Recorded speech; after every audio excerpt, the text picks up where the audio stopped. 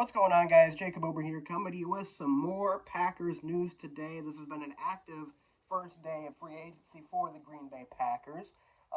Just about a couple hours ago, the Packers released David Bakhtiari. David Bakhtiari announced on his social media, which I saw freed up $20.9 million in cap space for the Green Bay Packers this offseason. This comes a day after they released inside linebacker Devondre Campbell, which freed up a lot of cap space. Of course, Campbell had definitely taken a step back after his All-Pro year a couple years ago.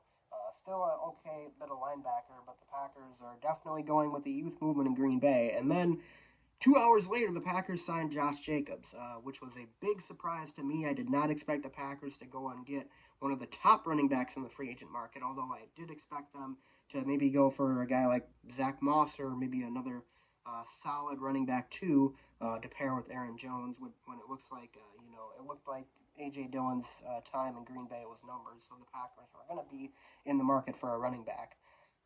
But Josh Jacobs, that is a big, big signing for the Green Bay Packers. I mean, I was worried a little bit for a moment there about the Packers having to move on from Aaron Jones because Josh Jacobs could absolutely be the number one running back in Green Bay, and maybe he is. Who knows? Maybe they think that Aaron Jones is going to switch to running back number two. But it was confirmed by Ian Rappaport that Aaron Jones and the Packers are working on a new deal for him to stay in Green Bay. So from the looks of it, this could be one of the best running back tandems in the entire league if both of them are to stay in Green Bay or are to play in Green Bay next season.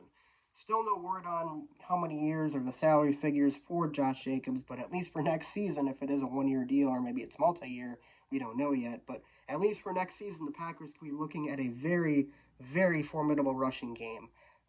Josh Jacobs is only a year removed from being a first-team All-Pro. He led the league in rushing with over 1,600 rushing yards, had 4.9 yards per carry back in 2023, or actually 2022, I should say. Last year took a little bit of a step back, but of course, the Raiders last year were pretty much a gigantic mess, especially on offense. Their offensive line was terrible. Their quarterback situation was terrible. Their whole offense in general was terrible. So I think Josh Jacobs will certainly benefit from coming to Green Bay and playing in an offense like Matt LaFleur's, where they have a pretty solid offensive line and also another established top 10 running back in the league in Aaron Jones. And certainly, I think these guys' play styles are going to complement each other very, very well because, Aaron Jones is kind of the shiftier, quicker running back, the guy that's going to, be involved in the passing game a lot. And Josh Jacobs is more that A.J. Dillon type that, we had all hoped maybe A.J. Dillon could ascend to a position like Josh Jacobs is in now or a player like Josh Jacobs is. But Josh Jacobs is a powerful runner. He's very physical. And he can also catch passes out of the backfield, too. He has 197 receptions in his career. And a big thing to note about Josh Jacobs as well, he's only 26 years old. So he is well below that dreaded 30 years old mark for running backs. I believe Aaron Jones, if he's not 30, he's going to turn 30 soon. So that might be an area of concern for the Packers. So they want to make sure that they've got another guy waiting in the wings to take over running back number one when Aaron Jones decides maybe it's time to go or maybe he's just getting too old.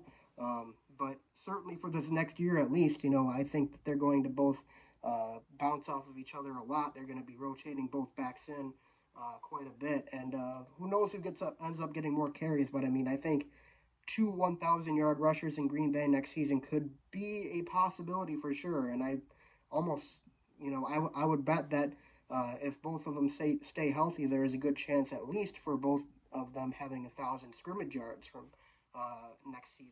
So this is a very, very exciting signing for the Packers. Definitely something I was not expecting. But, on the heels of cutting D-Bach and cutting Campbell, had to think that the Packers were going to be pretty active in free agency. And they waste no time on the first day going after one of the top running backs in the market.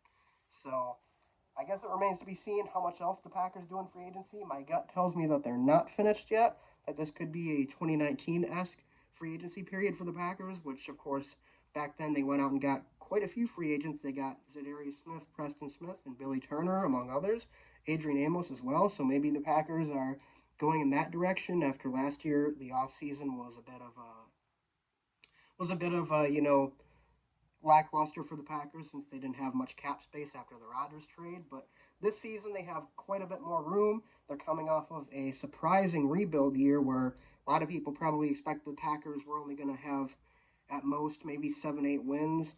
They ended up with 9. They ended up making the playoffs and beating the number 2 seed on the road and almost beating the number 1 seed, the 49ers, in their own building. And the 49ers, of course, uh, represent the NFC in the Super Bowl. So it was a very surprising year for the Packers. Their offense and young quarterback Jordan Love looked a lot better than a lot of people expected. So this is kind of building onto that young core the Packers have right now, that what they've been building last season, and certainly I think the results are going to be very, very exciting and very, very awesome for the Green Bay Packers and for a lot of Green Bay Packers fans. So I'm looking forward to next season. I mean, this is kind of the point where it's like, okay, Super Bowl was a month ago now. Let's start getting into the NFL now. Let's start looking at mock drafts. Let's start looking at potential free agency signings, and this is a very big start for the Packers to the 2024 offseason. So, anyways, guys, that's all I got to say in this video. Just wanted to tell you all the news and share my thoughts about it. I'd love to hear you guys' thoughts about the Josh Jacobs signing in the comment section below as well, if you would like to contribute. But in the meantime, I'll see you guys next time, and go Pack Go.